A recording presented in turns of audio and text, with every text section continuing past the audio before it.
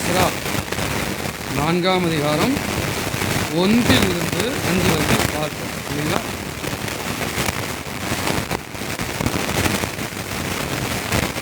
அதில் 5ஆம் வசனம் வரைக்கும் மட்டும் வாசிங்க.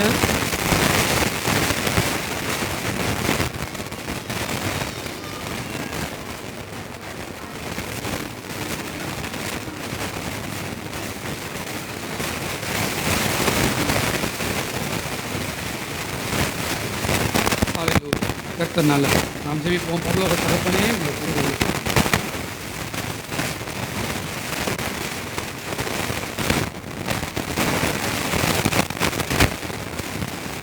இயேசுவா, உம்முடைய கிருபைகளை நாங்கள் நம்புகிறோம். ஆவியானவரே, உம்முடைய நிறைவை நம்புகிறோம். பரிசுத்த ஆவியானவர்களை நடத்தி கொடுக்கிறார். பிள்ளைகளோடு கர்த்தர் பேசுகிறார். இயேசுவின் நாமத்தில் நம்முடைய கருத்தில் 20 நிமிடங்கள் உண்டு. அதுக்குள்ளாக ஆண்டவர் நமக்கு பேச வேண்டியவர்களை பேசுவார்னு நான் நம்புகிறேன். போன வாரத்தில் நாம் பார்த்தோம்,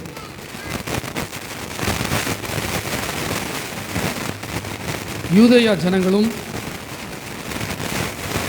பெஞ்சமீனரும் பாபிலோன் தேசத்துக்கு அடிமைப்பட்டு போய் அந்த சிறையிருப்பின் காலங்கள் முடிந்த பிற்பாடு அவர்கள் திரும்பி வருகிறார்கள். ஏறக்குறைய அவை சரித்திரத்தின்படி இந்த வேதாகமும் ஏதோ ஒரு மதம் சார்ந்த புத்தகம் மட்டுமல்ல, சரித்திர புத்தகம். கடந்த காலங்களில் என்ன உலகத்தில் நடந்தது என்பதற்கு மேற்கோள் காண்பிக்கும்படியாக வேதத்தை அவர்கள் ஆதாரமாக கொள்வார்கள். ஏற்கனவே 185 வருடங்கள் பாபிலோன் தேசத்தில் கைதிகளாக இருந்த பிற்பாடு கோரேஸ் ராஜாவுடைய காலத்தில் ஒரு கூட்ட ஜனம் ஒவ்வொரு குரூப்பாக எருசலேமுக்கு வருகிறார்கள். அதில் முதல் குரூப் செருபாபேல் மற்றும் பிரதான ஆசாரியனாகிய யோசுவா. 2வது குரூப் வருகிறார்கள், அது நெகேமியா, எஸ்ரா குரூப். முதல் குரூப் வந்தவர்கள் தேவ ஆலயம் கட்டுகிறார்கள். பின்பதாக வந்த குழுவை சேர்ந்த நெகேமியா போன்றவர்கள் அலங்கம் கட்டுகிறார்கள். நெகேமியா புத்தகத்தில் அலங்கம் என்கின்ற தேவாலயத்துடைய மதில் சுவர் கட்டப்படுகிறது குறித்து பார்க்கிறோம். இந்த எஸ்ரா புத்தகத்தில் தேவ ஆலயம் கட்டப்படுகின்ற காரியத்தை பார்க்கிறோம். தேவ ஆலயத்தை கர்த்தர் செருபாபேலை கொண்டு கட்டுகிறார். அப்படி அவன் வாஞ்சையோடு தேவ ராஜ்யம் மீண்டும் கட்டப்பட வேண்டுமே. ஒரு காலத்தில் இந்த பூமி முழுவதும் தேவனை அறிந்த பூமியாக இருந்தது. இப்பொழுதோ இந்த பூமியிலே இருக்கிற ஜனங்கள் அனைவரும் விக்கிரகங்களினாலும் தேவன் அல்லாதவைகளினாலும் தங்கள் இருதயத்தை நிரப்பி தொழுது கொண்டிருக்கிறார்களே. எல்லாருக்கும் இயேசு அறியப்பட வேண்டுமே என்கிற சுவிசேஷ பாரமும், சுவிசேஷம் இயேசு யாருக்கு காட்டப்பட்டால் மட்டும் போதாது, அவர்களுக்குள் கிறிஸ்துவின் சுபாவம் உருவாகி அவர்கள் கிறிஸ்துவை போல மாற வேண்டுமே என்கின்ற சபை பாரமும் பெற்று எழும்புகிற செருபாபேல்களோடு கர்த்தர் இருக்கிறார். உங்களுக்கும் எனக்கும் உள்ளத்தின் அடியாளத்தில் ஒரு வாஞ்சை ஆவியானவர் உண்டாக்கி இருக்கிறார். என்ன வாஞ்சை? நாம் கண்களை ஏறெடுத்து பார்க்கும்போது பூமியே அழிவுக்கு நேராக போய்கொண்டிருக்கிறது. தப்புவிப்பார் இல்லை. மரணம் மானாவரியாக நடக்கிறது. இன்றைக்கு நடக்கிற மரணங்கள் எல்லாம் என்னுடைய சிறு வயதிலே நாய்கள் செத்ததை, பன்றிகள் செத்ததை, இப்படி கொத்து கொத்தாக பறவைகள் செத்ததை இப்படி தான் நான் கேள்விப்பட்டிருக்கிறேன். ஆனால் இன்றைக்கு மனிதர்கள் கொத்து கொத்தாக செத்து கொண்டிருக்கிறார்கள். டெய்லியும் மரணத்துக்கு மின்மயானத்துக்கு அப்பாயின்மெண்ட் வச்சு ஷெட்யூல் வச்சு மயானத்தில் எரிச்சிட்டு இருக்கிறாங்க. நம்ம போன வாரத்துக்கு முந்தின வாரம் ஒருவர் மரித்தாரே, அதுக்கு மரணம் அடக்கம் பண்ண வந்த அந்த சிஎஸ்ஐ ஐயரும் அவரோடு வந்தவர்கள் சீக்கிரம் 12:10 ஆச்சு, 5 நிமிஷம் தான், நீ அடுத்தது வந்துட்டு இருக்கு, முதல்ல பண்ணிட்டு இருக்கிறது முடிஞ்சிச்சு என்று டைமிங் சொல்லி கொண்டிருக்கிறார். ஊழியர் வந்தவர்கள் இந்த பாரத்தோடு அந்த மரணத்தில் கலந்து, அந்த மரணத்தில் வேதனைப்பட்டு, அந்த ஆறுதல் கூறி அப்படியே அந்த வேதனையில் பங்கு கொண்டு அந்த குடும்பத்தை தூக்கி எடுக்கிறதெல்லாம் முடிந்து விட்டது. அடுத்து என்ன பண்றீங்க? மரணத்து பிணங்களை புதைக்க நேரம் இல்லாமல் போய் கொண்டிருக்கிற காலத்துக்கு வந்திருக்கிறோம். இந்த காலகட்டத்தில் எல்லாருக்குள்ளும் ஒரு மரண பயம் பற்ற வைக்கப்பட்டாயிற்று, வியாதி பயம். இந்த சந்தர்ப்பத்தில் உண்மையாலுமே மரணத்தை ஜெயித்தவரோடு வாழ்க்கை நடத்துகிறவர்களுக்கு, நானே உயிர்த்தெழுதலும் ஜீவனுமா இருக்கிறேன் என்று சொன்னவரோடு அவர் தொடர் இணைப்பில் இருக்கிறவர்களுக்கு உள்ளுக்குள்ளே ஒரு தீ பிளம்பு உண்டாகிறது. ஐயோ, இந்த அழிந்து போகிற ஜனங்களுக்கு இயேசு வேண்டுமே என்று. ஐயோ, என்னுடைய குடும்பத்தில் இருக்கிற என் பிள்ளைகள், என் கணவர், என் வீட்டில் இருக்கிறவர்கள் அனைவரும் கிறிஸ்துவின் சாயலாக மாற்றப்பட வேண்டுமே. கிறிஸ்துவின் அரசாட்சி என் வீட்டில் இருக்கிற ஒவ்வொருவருக்கும் வர வேண்டுமே என்ற அங்கலாய்ப்பு அவர்களுக்கு உண்டாகிறது. அப்படி அவர்கள் செருபாபேல்கள் போல் எழும்புகிறார்கள். நீங்களும் அப்படி எழும்புகிறீர்கள் என்று நான் நம்புகிறேன்.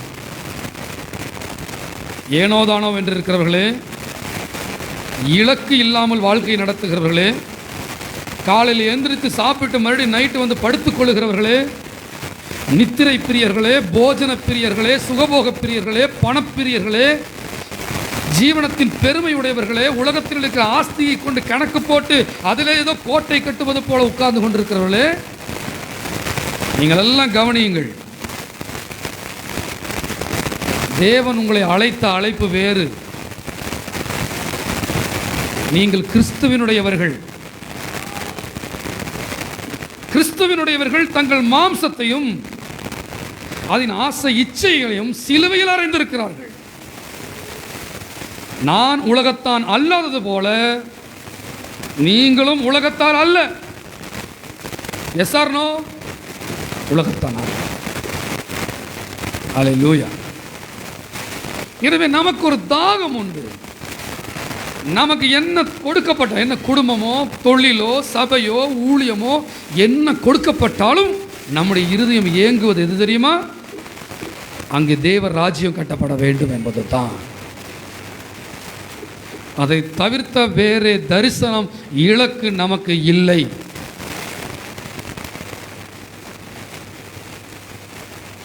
Hallelujah. There is no other purpose without Christ. Pavul சொல்லுகிறார், கிறிஸ்துவை தவிர வேறு ஒன்றையும் நான் அறிய விரும்பலைங்கிறார். இங்க ஒரு கூட்டம் சன் நியூஸ்ல என்ன சொல்றாங்க, புதிய தலைமுறையில் என்ன சொல்றாங்க, அங்க என்ன சொல்றாங்க, இங்க என்ன சொல்றாங்க, இங்க என்ன சொல்றாங்கன்னு அது மொபைலை போட்டு நோண்டி அறிவை பெருக்க பார்க்குது ஒரு கூட்டம்.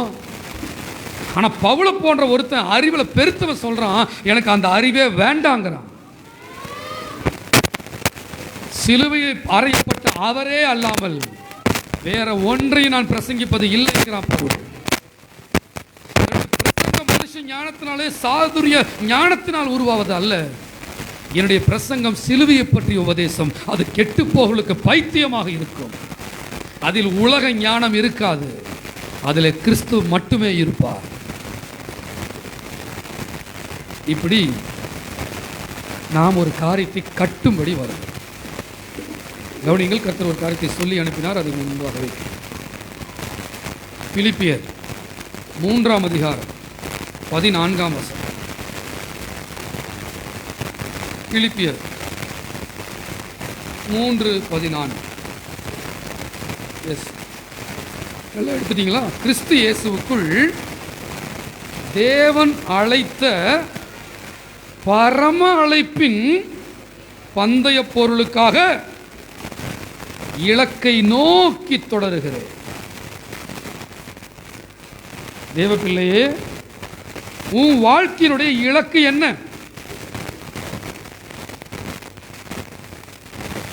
நம்முடைய வாழ்க்கையின் இலக்கு பரம அழைப்பின் பந்தய பொருளுக்காக ஓடுறது.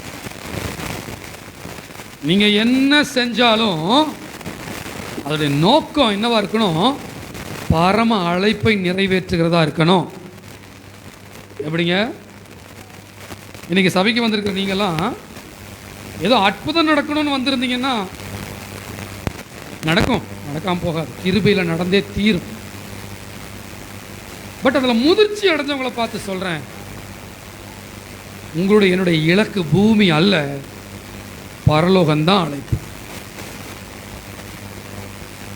பின்னானவைகளை நாடு மறந்து முன்னானவைகளை நாடு. இனி பவுல் சொல்றார்,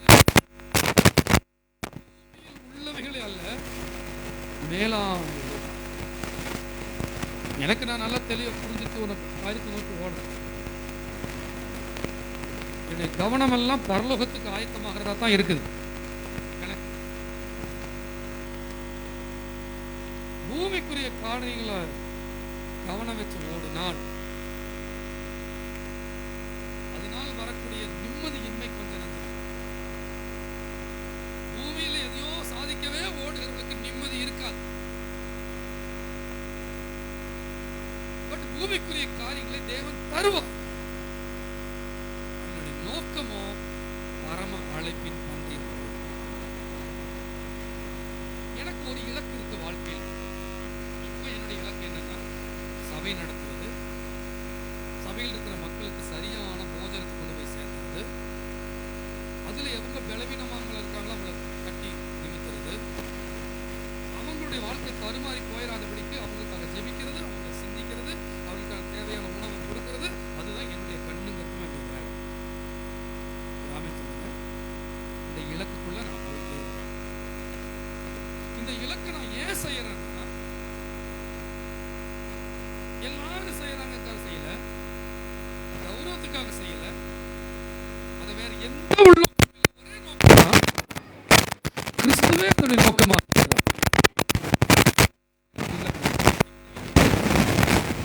இந்த மாதிரி உங்களுக்கு ஒரு இலக்கு இருக்கணும். தரிசனம்னு சொல்லலாம். அந்த இலக்கு இல்லைன்னா உன்னை பிசாசு கவ்வி போயிரும். கவனிக்கிறீங்களா? கவனிக்கிறீங்களா? கவனிக்கிறீங்களா? கவனிக்கிறீங்களா? உங்க வாழ்க்கையிலையும் தேவன் உங்களுக்கு கொடுத்த ஒரு இலக்கு இருக்க வேண்டும். அந்த இலக்கு என்னவா இருக்கலாம்? தொழில் செய்யறதா கூட இருக்க முடியும், வேலைக்கு போறதா இருந்தாலும் வேலைக்கு போற இடத்துல சாட்சியா இருக்கிறதா இருக்க முடியும். அல்லேலூயா. ஒரு ஆமென் சொல்லுங்க, ஒரு ஆமென் சொல்லுங்க.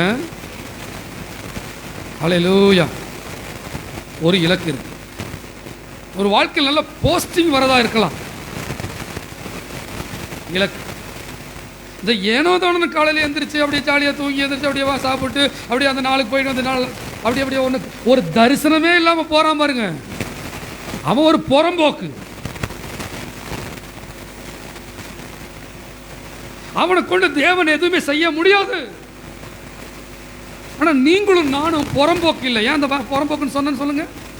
இந்த வருஷ வாக்கு தத்துவம் அவாந்தர வெளி. புறம்போக்குன்னா என்ன? அவாந்தர வெளி ஆண்டவர் என்னமா மாத்துறாரு? கர்த்தரின் தோட்டத்தை போல். ஆங்கிலத்தில் அவாந்தர வெளியை எடுத்து பார்த்தீங்கன்னா என்னென்னு இருக்குன்னா வேஸ்ட் லேண்ட். அவாந்தர வெளி அது வாட்டுக்கு இருக்கும், புறம்போக்குன்னு சொல்லுவாங்க. அது வாட்டுக்கு கிடக்கும். இது வரைக்கும் நீங்கள் அது வாட்டுக்கு கிடக்கிற புறம்போக்கா அவாந்தர வெளியாக இருந்திருக்கலாம். புறம்போக்குன்னா திட்டுற மாதிரி இருக்கு, அவாந்தர வெளியும் அதே அர்த்தம் தான். நீ அவாந்தர வெளியாக இருந்திருக்கலாம். கர்த்தர் உங்களை தோட்டத்தை போல மாற்ற விரும்புகிறாரு. அதான் உங்ககிட்ட பேசிட்டு இருக்கிறாரு. அவாந்தர வெளியை கர்த்தரின் தோட்டத்தை போல ஆக்குவார். ஒரு ஆமென் சொல்லுங்க.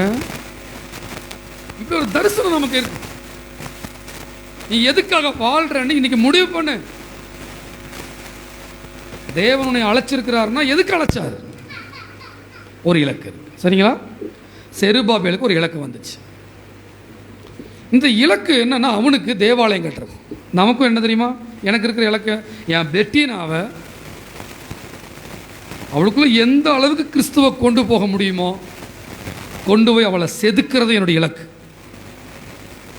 கவனிக்கிறீங்க? ஆமென்னு சொல்லுங்க. என்னுடைய கிரிஃபினை நான் முதல்ல என் சந்ததியில் பாஸ்டர், முழு நேர பாஸ்டர். நான் பட்ட பாடுகளும் விழுந்த தோல்வியும் பட்டு நான் உண்மை பாஸ்டர் ஆயிருக்கிறேன்.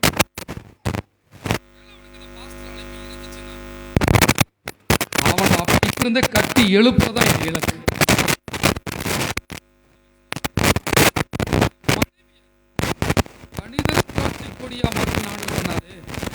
அதுக்கு நான் எப்படி ஒத்துழைப்பாக இருக்கணுங்கிறதா என் இலக்கு.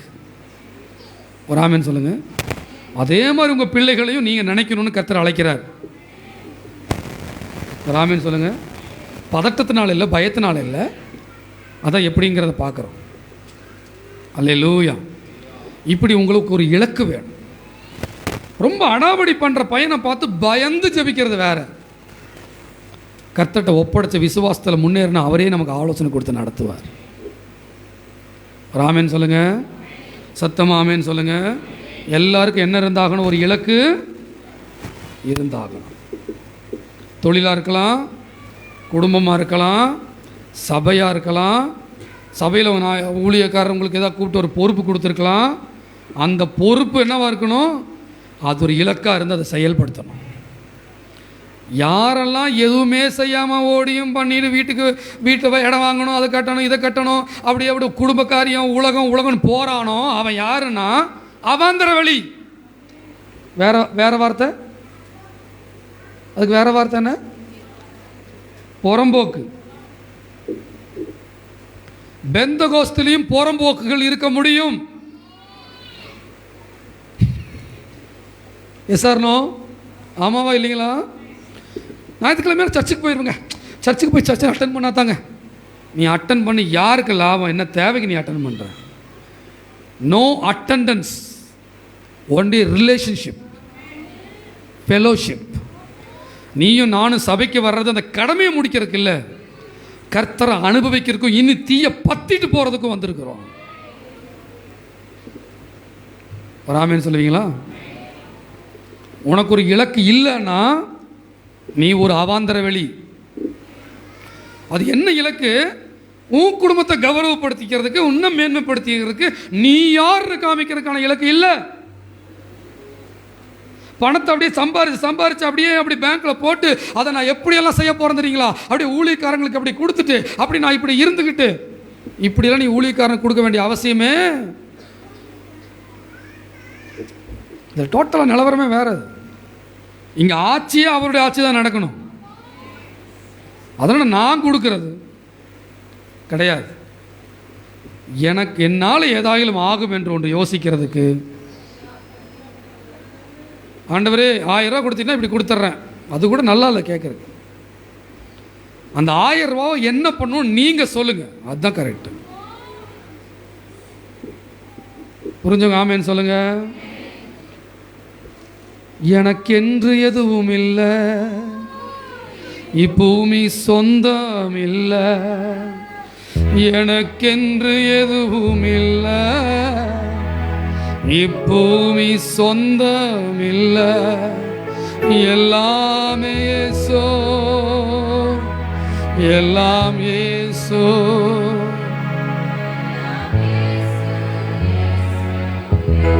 ஒரு குறிப்பிட்ட நாள் வரும்போது ஆவியானவர் ஏவும் போது சபையில் தசம பாகங்களை கேன்சல் பண்ணலான்னு நான் வாஞ்சிக்கிறேன்.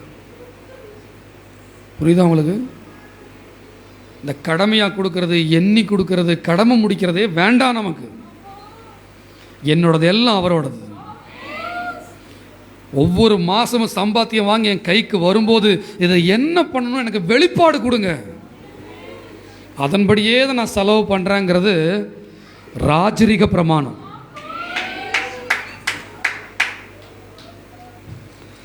திடீர்னு ஒரு நாள் நீ அத்தனையும் கொடுத்துருன்னு அவர் சொன்னாலும் கூட கொடுத்துட்டு நிற்கிறது இருக்கு பார்த்தியா, அதுதான் விசுவாச பிரமாணம். நீ உன்னாலே அல்ல என்னாலே வாழ்க்கை நடத்துகிறாய். இதுதான் ராஜரீக பிரமாணம்.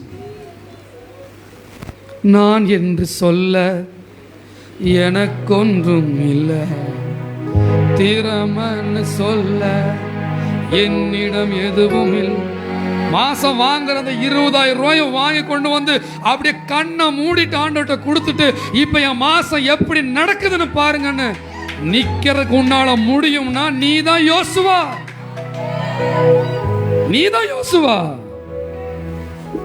மாசம் மாசம் சம்பளம் வாங்கி யாருக்கு வாழ தெரியாது? போகட்டும், பின்னாட்கள் ஆண்டவர் அப்படின்னு அந்த லெவலுக்கு நம்மளை கொண்டு போவார். போகட்டும். இலக்கு ஏறக்குறைய ஆண்டவர் உங்கள்கிட்ட பேசிட்டாரு. இலக்கு இல்லாமல் வாழ்ந்தான் அவன் யாரு? அவாந்திர வெளி. உன் இலக்குல உன்னோட சித்தம், உன் இச்சை அங்கே இருக்கக்கூடாது, தேவனுடைய சித்தம் அங்கே இருக்கணும். அப்போதான் நீ கிறிஸ்தவன். அவர்கள் விண்ணப்பித்தும் தங்கள் இஷ்டமானபடி செய்ய இச்சிக்கிறதினால் அவர்களுக்கு சித்திக்கிறது இல்லை. நான் ஆராதனை நேரத்தை சொன்னதை மறந்துடாதீங்க. நமக்குன்னு ஒரு ஐடென்டிட்டி கிடையாது. இங்கே சந்தோஷ பெரிய ஆளாகணுங்கிறது இங்கே தேவை கிடையாது. இருந்திருந்தா கடன் வாங்கியாவது டிவியில் பேசிப்பேன். நேரம் லட்சங்கள் போட்டு சபை கட்டுற அதே சமயத்தில் நான் லட்சங்கள் போட்டு என்ன பண்ணியிருப்பேன்? நான் டிவியில் வந்திருப்பேன். இல்லாட்டி ஒரு 5,000 ரூபாய்க்கு பாட்டாவது நானும் என் மனைவி வந்து பாட்டு ஆமே அல்லே லூயான்ட்டு ஆசீர்வாத டிவியில் வந்திருப்போம். புரியுதா உங்களுக்கு? ஏன்னா அந்த பல கிறிஸ்தவ பேதை கூட்டம் டிவியில் வந்தவங்களை தான் மதிக்குது. இன்னைக்கு பாட்டு ரிலீஸ் பண்றவங்க தான் பெரிய ஆளு. சூப்பரா கீபோர்டு போட்ட தெரிஞ்சு ஒரு அருமையான டியூனை பிடிச்சிட்டான்னா அவன் தான் பெரிய ஆளு. உண்மையா அப்பாவோட வாழ்றவன் ஒருத்தருக்கு தெரியறது இல்லை. நியாய தீர்ப்பு நம்ம பார்க்குற மாதிரி இருக்க போறது இல்லை.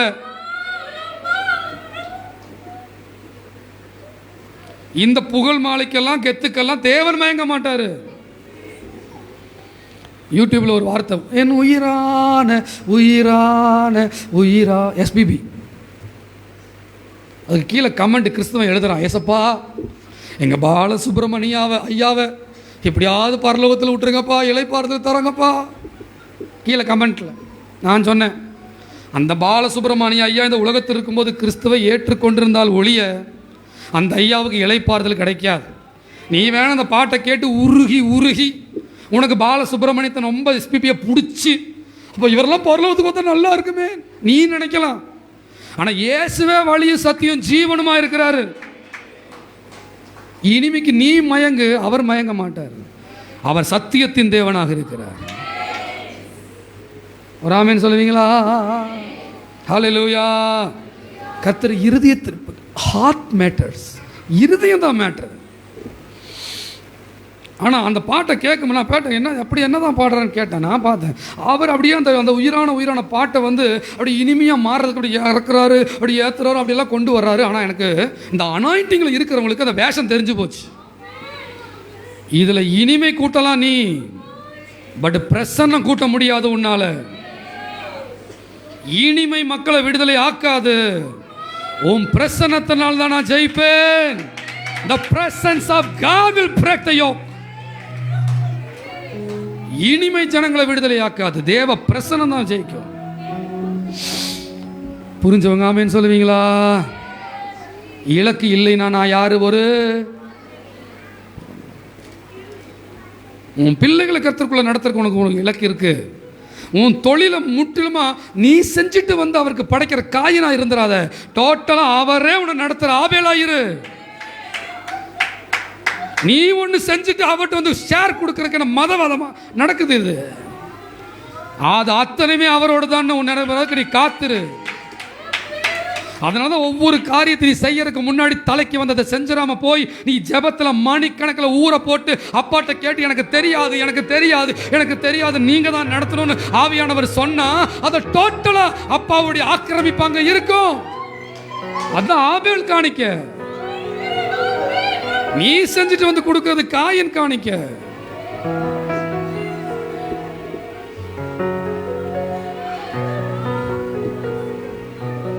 ஆவிக்குரியவன் எல்லாவற்றையும் நிதானித்து அறிகிறார். அல்லேலூயா. நான் ரட்சிக்கப்பட்டது, வேதம் சொல்லுது, கிருபையினால் விசுவாசத்தை கொண்டு ரட்சிக்கப்பட்டீர்கள், இது உங்களால் உண்டானது அல்ல, இது தேவனுடைய ஈவு. நீங்களும் நானும் மன்னிக்கப்பட்டதும் ரட்சிக்கப்பட்டதும் என்னால வரலன்னு உங்களுக்கு தெரியும். அதே மாதிரி உங்க வீட்டில் நீங்க கட்டின வீட்டையும் நீங்க வாங்கின காரையும் நீங்க போட்டுக்கிற செயினையும் சொல்ல முடியுமா? கர்த்தர் நேற்று இரவு கேட்க சொன்ன கேள்வி உங்கள்கிட்ட கேட்டுட்டு இருக்கிறேன். உங்க வீட்டில் இருக்கிற ஒவ்வொரு உடைமைகளையும், நீங்க பண்ணின கல்யாணத்தையும், நீங்க வாங்கின ட்ரெஸ்ஸையும், நீங்க பண்றதும், வீட்டுக்கு ஊருக்கு போறதும் வர்றதும் அத்தனையுமே கர்த்தர் தான் செய்தார்னு சொல்ல முடியுமா? What is the source of your faith? விசுவாசத்தினாலேயே கர்த்தர்கிட்ட வந்தது அர்த்தம் கிடையாது.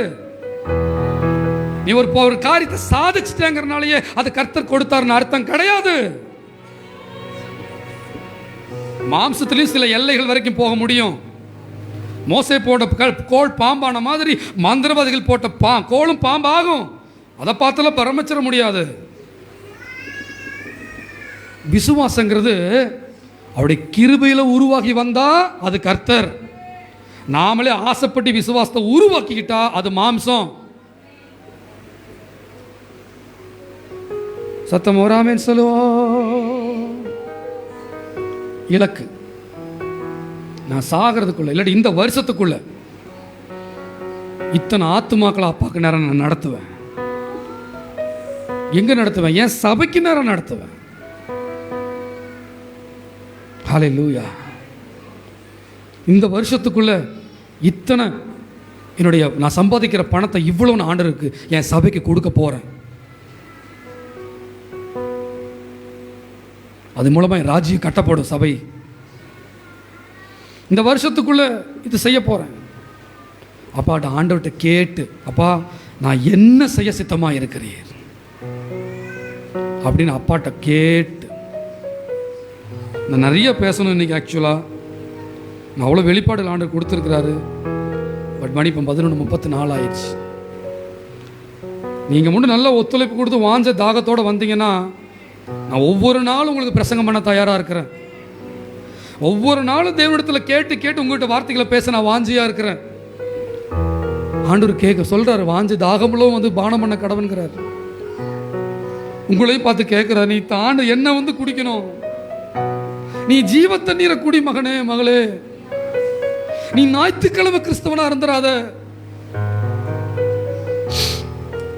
போகட்டும். இப்படி நம்ம இலக்கு நோக்கி பயணிக்கும் போது நிச்சயமாக தடைக்கல்களும் உபத்திரவங்களும் பிரச்சனைகளும் வரும். இதுக்கு ஆயத்தமாய்க்கோ. உனக்கு ஆண்டவர் கொடுக்கிற விசுவாசம் உன் பிரச்சனைகளையே இல்லாம போக பண்ண போறது இல்லை.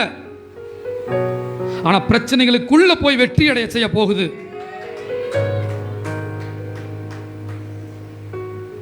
ஹல்லேலூயா.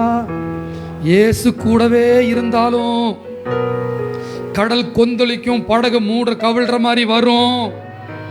இயேசு கூடவே இருந்தாலும் காற்றும் கடலும் கொந்தளிக்கும். நீ ஒரு எதிர்பார்ப்போடையே இரு, தப்பில்லை. உபத்திரம் வரட்டும், வேணும்னே வான்னு கூப்பிடல. உலகத்தில் வாழ்ற வரைக்கும் பல விதங்களில் பிசாசு கைக்கூலி கட்டி என்னை ஒவ்வொன்னா கொண்டு வந்துட்டு இருப்பான். நான் அதை ஏத்துக்கிறேன், அதை நம்புறேன். எங்கூட சேர்ந்து நம்புறவங்கள வராமேன்னு சொல்லுங்க.